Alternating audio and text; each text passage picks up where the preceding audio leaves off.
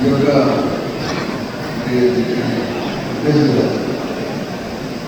వెంకటేశ్వర గారు తర్వాత ఈరోజు టీఆర్ఎస్ తీసుకున్న పెద్దరావు గారు, నివేది గారు, విశాఖ గారు, చంద్ర గారు, అశోక్ గారు టీఆర్ఎస్ తీసుకోవడం, మరి ఈ కార్యక్రమానికి ఎంప్లాయీస్ ఈ యొక్క టీఆర్ఎస్ తీసుకున్నటువంటి ఎంప్లాయీస్ తరఫున కుటుంబ సభ్యులందరూ కూడా హృదయపూర్వకంగా స్టీల్ ప్లాంట్ అందరి తరఫున ఆహ్వానిస్తూ వాడుతున్నప్పటికీ ఈ 7 విదేశాలంటే 7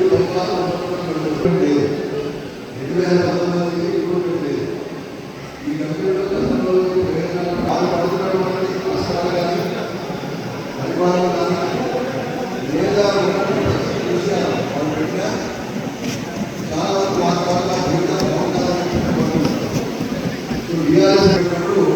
వద్దని చెప్పి వ్యతిరేకించాం. ఈ మధ్యకాలంలో ప్రైవేటీకరణ వచ్చిన తర్వాత ఈ బీఆర్ఎస్ అనేది బలవంతంగా చేసే పరిస్థితి కొంతవరకు ఏంటంటే పని చేయకుండానే 2-3 ఏళ్ళు ఆ ఉద్దేశం ఒకటైనా మరి ఏదైనా వ్యక్తిగత కారణాలు కొంతమంది పిల్లలు ఎక్కడో సెట్ గారు అబ్బాయి కూడా మాట్లాడాడు. మొన్న పెళ్ళి అయితే అక్కడ ఐఎస్పీలో ఉన్నాడు, ఇంకో బాబు అక్కడ యూఎస్ ఉన్నారు. చాలామంది సెటిల్ అయి ఉంటారు. కొంతమంది ఏంటంటే ఎర్లీ మ్యారేజ్ అయినటువంటి వాళ్ళందరూ కూడా అడ్వాంటేజెస్ ఉంటుంది. కొంతమంది ఏదైనా కొంత లేట్ మ్యారేజెస్ లేదా పిల్లలు పుట్టడం లేట్ అయినా వారి ద్వారా అన్ని రకరకాలటువంటి 7 ఎంప్లాయీస్ విశాఖలో చేసి ఆకులు మండలంలో వారి వెళ్ళిపోయిన ఎవరు కోరుకోలేదు. వారు ఉండాలని చెప్పి కోరుకున్నారు. ఎందుకంటే ముఖ్యంగా శ్రీమంతులందరూ కూడా వారికి అన్ని రకాలుగా పెట్టి ఈ విధంగా స్టీల్ ప్లాంట్ ఇంత సక్సెస్ అవ్వడానికి, ఇంత ప్రగతి పదంలో పయనించడానికి కుటుంబ సభ్యులు కారణం. సో ఆ విధమైనటువంటి పరిస్థితుల్లో స్టీల్ ప్లాంట్ ఒకప్పుడు చాలా ఇబ్బందులు ఉండే పరిస్థితుల్లో మనం తీసుకొచ్చాం. ఈ యొక్క ప్రైవేటీకరణ ఇప్పుడున్నట్టు ఈయన నాయకులకి తెలియదు, మేనేజ్మెంట్ డైరెక్టర్లు కూడా ఏం చేస్తారో వారికి తెలియదు, ఎంత మొత్తం మన మినిస్టర్లు వచ్చారు వారికి తెలియదు.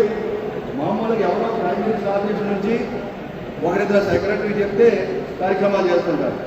మన మినిస్టర్లు వచ్చినప్పుడు విశాఖపట్నం స్టీల్ ప్లాంట్లో విశాఖపట్నం స్టీల్ ఎలా ఉందంటే ఎవరైనా ఒక మినిస్టర్ వస్తే స్టీల్ ప్లాంట్ ఒకరికి వస్తున్నారు. వచ్చినప్పుడు రాష్ట్రంలో బాగుండే ఉద్దేశంతో రావడం జరిగింది. కానీ వారు వచ్చారని చెప్పి ఒక్కరు కూడా అధికారులు రాలేదంటే ఈ రోజుల్లో బ్యూరోక్రసీ ఏ విధంగా పనిచేస్తుంది, ఏ విధంగా తెలుగు వారి పట్ల మరి వారితో చూపిస్తున్నటువంటి మన ఆత్మగౌరవాన్ని దెబ్బకొట్టే విధంగా ఎలా వ్యవహరిస్తున్నారు అన్నదే నిదర్శనం. ఏదేమైనా వారు వచ్చినప్పుడు కూడా చెప్పి విశాఖపట్నం స్టీల్ ప్లాంట్లో కొత్త అయితే నిర్వహించబోయారో వారందరికీ ఉద్యోగాలు ఇవ్వాలి, రిజర్వేషన్ పాలసీ కొనసాగించాలి, ఈ యొక్క ప్రైవేటీగా నిర్ణయాన్ని వెనక్కి తీసుకోవాలని చెప్పడం. అంటే ఆయన చెప్తున్నది ఇంకా నిర్ణయం ఇంకా అలాగే ఉంది, కానీ మీరు ఇంకా ఓపిక పట్టండి, ఓపిక పడితే విధంగా చేస్తూ ఉంటారు. సో ఇటువంటి పరిస్థితి ఈరోజు స్టీల్ ప్లాంట్ కూడా బ్రహ్మాండమైనటువంటి ఇన్సెంటివ్ లేకపోతే వేలు కావాలని కూడా కాలేదు. గతంలో ఉన్నటువంటి ఫెసిలిటీస్ అన్ని కూడా కోరితే ఈ విధంగా పెట్టుకోవడం ఉన్నటువంటి ఒక మనిషి 3-4 చేయాల్సిన పరిస్థితి అందులో సీఎం డిపార్ట్మెంట్ అనేది ఒక దగ్గర ఉండేది కాదు. సెంట్రల్ సందర్భాల్లో మన చూడకుంటే కాదు, కానీ వారి కంటే దారుణంగా పనిచేసే ఒక సిచ్యువేషన్ ఉంది. ఏదైనా చూస్తున్నా అంటే ఇక్కడ బాగుంటుంది. మీరు లోపలికి వెళ్ళిన తర్వాత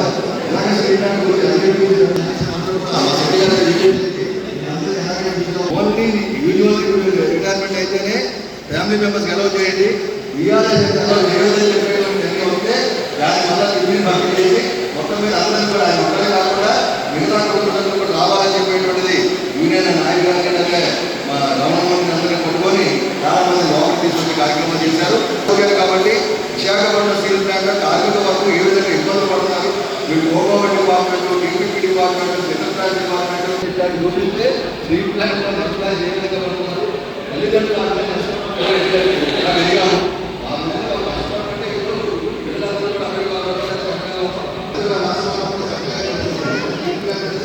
మహారాజానికి మనందరికీ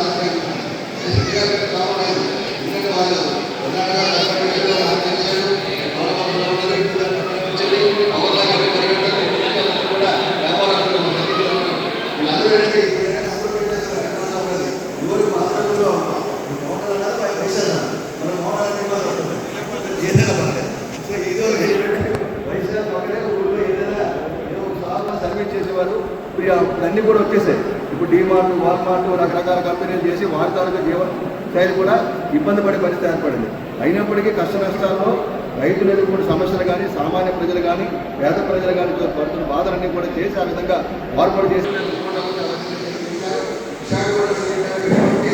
ఇండస్ట్రియల్ ఎక్స్పీరియన్స్ లేకుండా గిరిజన ప్రాంతాలకు కొంతమంది వచ్చారు, అంత పని చేసినటువంటి వారు ఈరోజు మిగతా సీట్లు ఎవరు సేల్తో కూడా ఒక ఆయన డిఓస్ కానీ డిఓ సెలెక్ట్ అయ్యాడు, ఆర్డర్ అవుతారు.